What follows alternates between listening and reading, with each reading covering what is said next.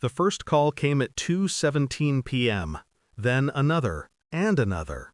My phone vibrated across the hotel desk, each notification colliding with the glass like a desperate knock. I didn't answer.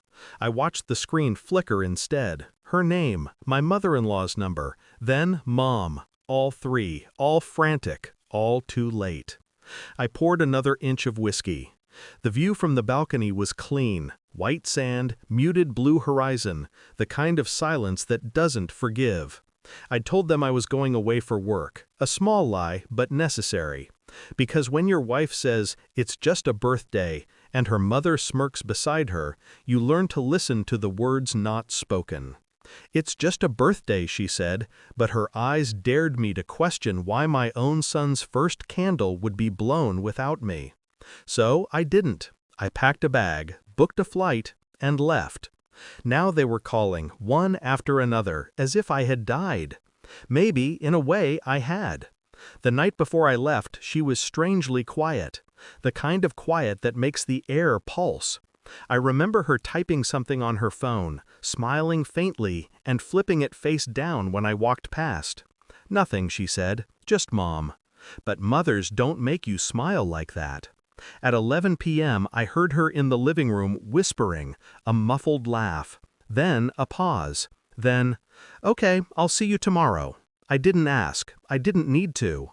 My chest already knew what my mind refused to confirm.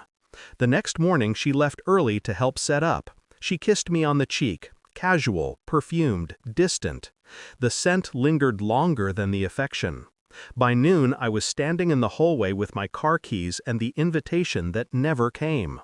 My name wasn't on the group chat. My photo wasn't in the decorations folder she'd shown her mother. My presence wasn't required. So I drove to the airport, one-way ticket, anywhere quiet enough to think. They said it was just a birthday, but I knew birthdays are where families prove who belongs, and I didn't. In the calm of distance, you start to see the patterns you ignored. Her late nights with friends from work, the sudden silence when I entered a room, the locked phone, the new perfume, the way her mother's eyes softened with pity when I spoke. I replayed it all while waves broke against the shore, each memory a puzzle piece, each lie a match ready to strike. 3 days in, curiosity won over pain. I called my friend Adam, a quiet guy from IT who owed me a favor. "Check her phone backups," I said. "Just check." He hesitated. "You sure?" "I'm past sure."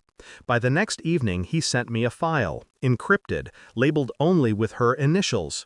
Inside were screenshots, photos, a video clip. I didn't open it immediately. I just watched the ocean, trying to breathe like someone who still believed in coincidence. But curiosity is its own slow poison. Eventually, I tapped play.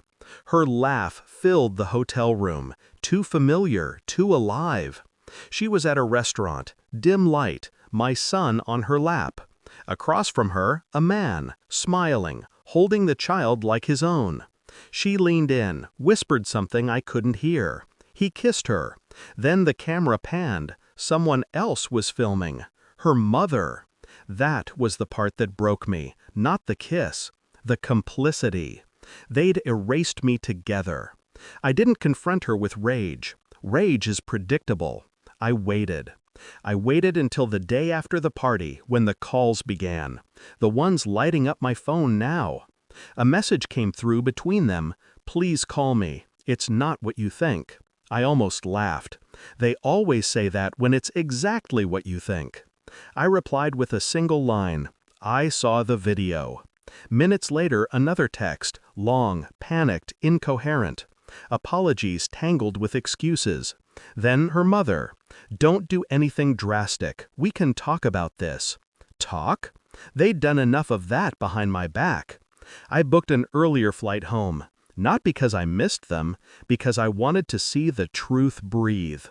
When I walked through the front door, she froze. Makeup smudged, eyes swollen. My son asleep in the playpen.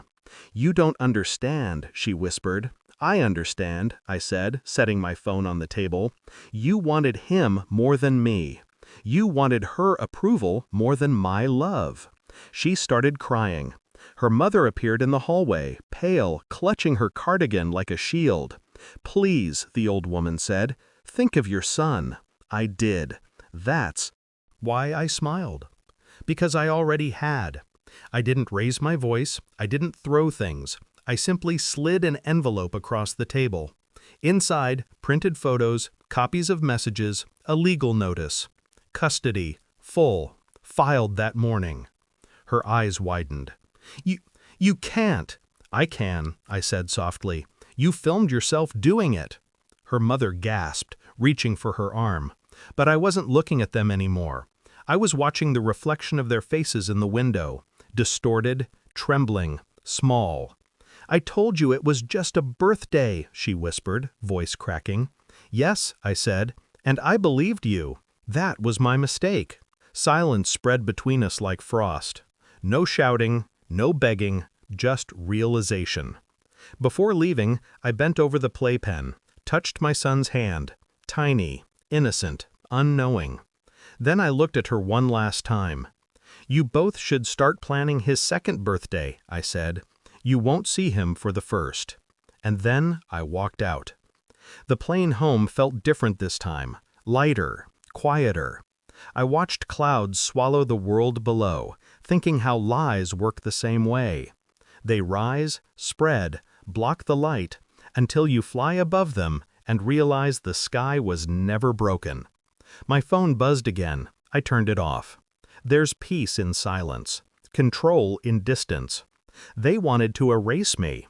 Instead, I erased the version of me that needed them. When people betray you, they expect you to scream, to beg, to crumble.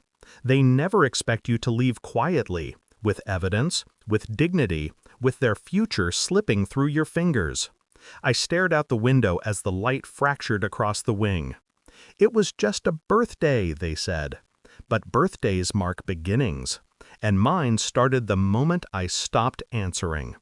Sometimes losing everything is the only way to prove you were never the one lost.